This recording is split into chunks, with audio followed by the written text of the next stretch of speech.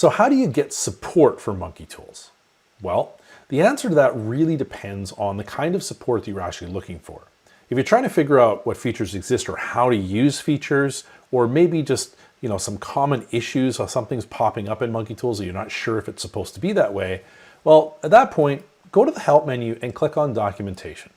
This is going to take you to the Monkey Tools knowledge base, which is fully searchable and contains all of the articles that I've published on how to use Monkey Tools and how the features are supposed to work.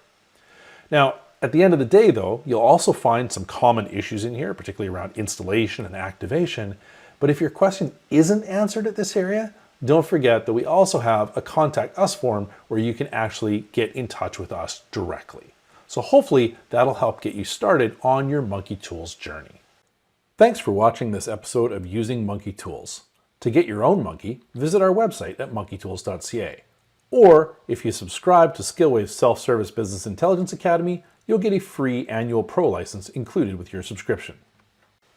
And remember, Monkey Tools was developed to support better Excel and Power BI solutions.